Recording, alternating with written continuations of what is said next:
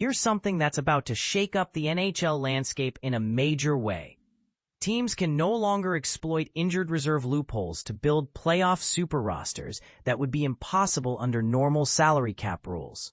The National Hockey League and NHL Players Association have just fast-tracked groundbreaking changes to playoff salary cap regulations and long-term injured reserve (LTIR) policies, setting these new rules to take effect for the upcoming 2025-26 season. Multiple league insiders confirmed this development to ESPN this Tuesday, and the implications are massive for how teams will approach both the trade deadline and playoff roster construction. But here's where it gets controversial. Not everyone in the hockey world agrees these changes are fair or necessary. These playoff salary cap modifications represent just one piece of a larger puzzle within the league's freshly minted collective bargaining agreement, which both parties revealed in July. While the current CBA doesn't expire until September 15, 2026, the NHL and NHLPA have decided to implement several key provisions ahead of schedule. The new 4-year agreement contains numerous changes that will roll out gradually, but the playoff cap rules are considered urgent enough to warrant immediate implementation. General managers across all 32 franchises will receive comprehensive briefings about these updated CBA regulations during their upcoming meetings in Detroit this week, according to a league source. The core issue these new salary cap rules aim to address has been a growing source of frustration among players and front office executives alike. Teams systematically gaming the long-term injured reserve system to ice playoff rosters that would have grossly exceeded the regular season's upper salary cap threshold. To understand why this matters, let's break down how the old system worked and why it frustrated so many people. Previously, the Stanley Cup Playoffs operated without any salary cap restrictions whatsoever.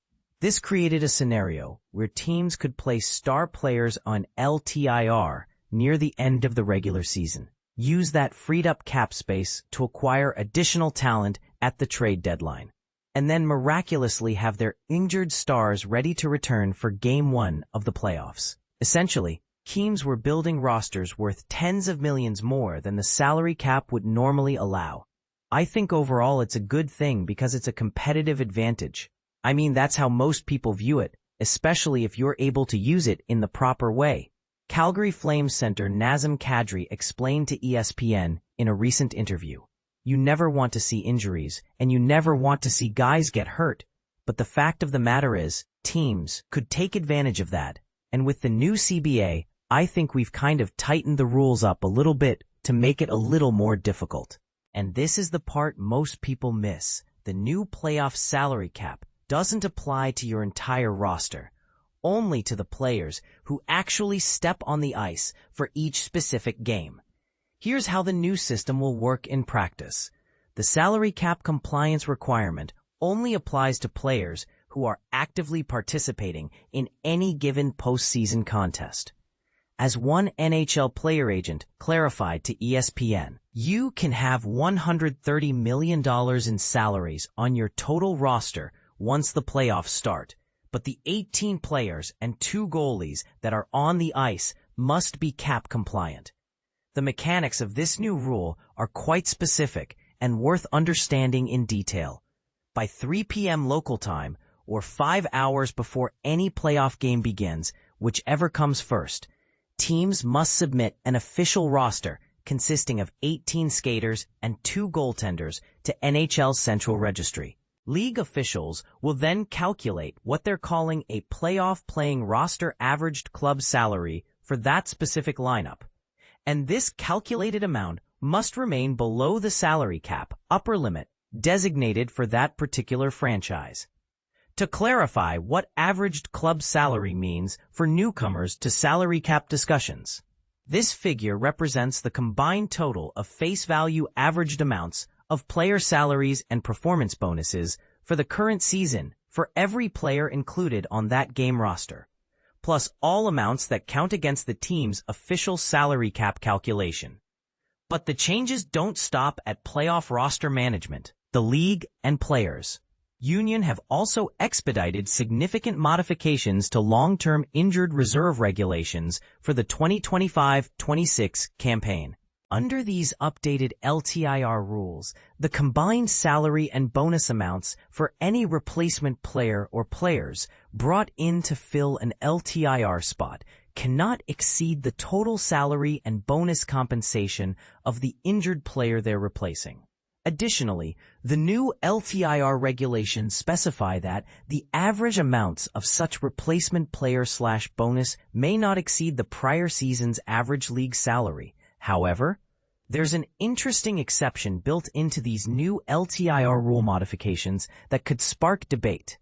Teams are permitted to exceed these average amounts under specific circumstances, but there's a significant catch.